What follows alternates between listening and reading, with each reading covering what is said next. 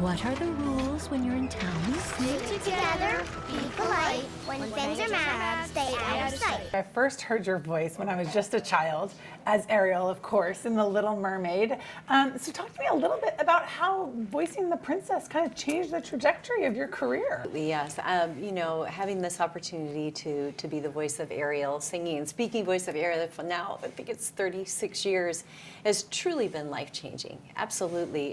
It's been such an incredible journey, and it's been filled with amazing surprises because we weren't even going to be announced at the beginning. No one was going to know who we were, and so at the last minute of the screenings, right before we premiered, Disney decided to send me on a press tour, and I thought, why are we going to do that? I mean, no one's supposed to know. And I hit 22 cities in 20 days, and that was it. And then from that point, I was just going back to Broadway, doing 8 shows a week, and it wasn't on the plan to stick with voiceovers at all. It was kind of a one and done. But once the movie came out, we saw the response and the change for our company, as well as for the face of animation, completely changing. And my life took another turn that God had in store for me, and it's been an unbelievable ride. Absolutely, and then to where we are today with getting to lend your voice to Mia in Wingfeather Saga. Talk to me about how that came about. Yeah, amazing just to have the opportunity to audition. So this was during the shutdown, so I was auditioning for this on my phone with my little, my little microphone in my closet with towels all around me in this little makeshift studio, and sent in this audition in the middle of the crazy time, and all of a sudden, I think like a lot of time had passed. I feel like it was like 10 months or something, and I got a call or an email from the agent saying you're being considered for this project, and I had to scroll back through my phone to remember which one was it. And I think they wanted me to send in another option of something for Nia. And I thought, oh my goodness, this is the one I remember reading for this, and I really liked it. I liked that she was a powerful woman. I liked that she was a loyal and loving mother. And I thought, I really like this character a lot. So when I got the call that I was going to be part of this and learned more about the book series and more about the company, I just thought this is a perfect match for me. And it had been a while since I had done a faith-based project with people that I knew that, we had so much in common as far as our faith goes. So yeah, it's been really, really a fun journey.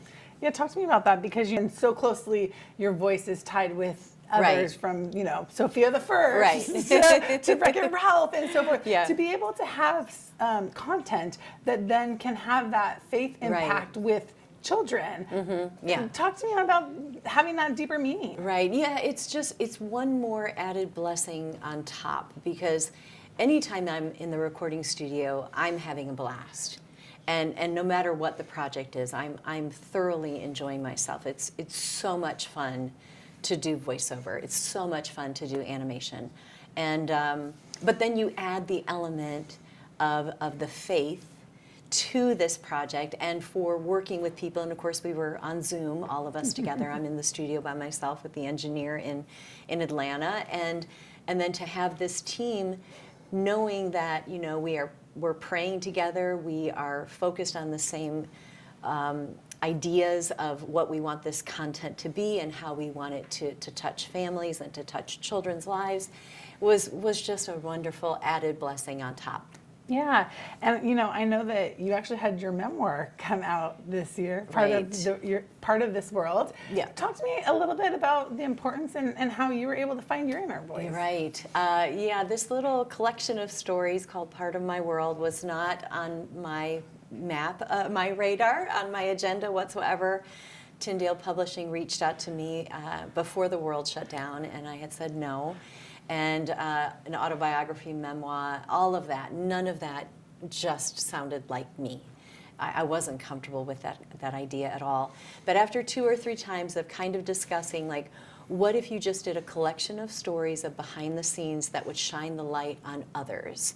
And you could say thank you, and it could be like a love letter to Disney and a thank you letter to Howard Ashman and to the people along my journey in my career.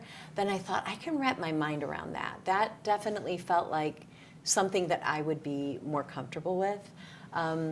So to have the timing of this little collection of stories and happening just right before Wingfeather Saga, I don't know, it just feels like a really sweet season of being able to find who I am.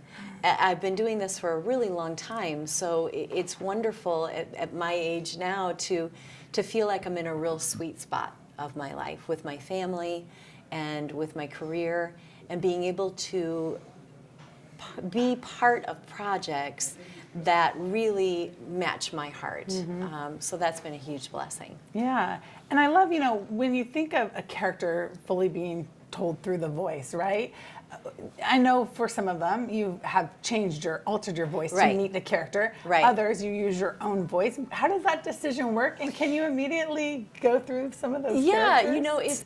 That really comes as far as finding the character. I never think in terms of finding the voice. I think in terms of finding the heart of the character. And that generally comes from the production team. It comes from the directors. It comes from the writers. It comes from the producers. And as we kind of gather and talk about the concept of who this character is and where they live, then it starts to just come out. It's not something that I physically think of, I'm going to change my vocal cords, I'm going to raise my voice, I'm going to lower my voice. I really don't. I look at the sketches that we usually have some type of pencil sketch, and between the production team and myself, and this happened with Toy Story for Barbie, it happened with Ariel, it has happened with Thumbelina, with Barry Manilow, and it has happened here with my character of Nia with our production team.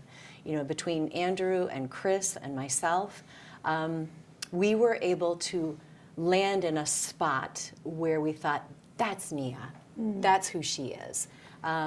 So it's really a fun process to kind of unearth who these characters are and where they live inside of me,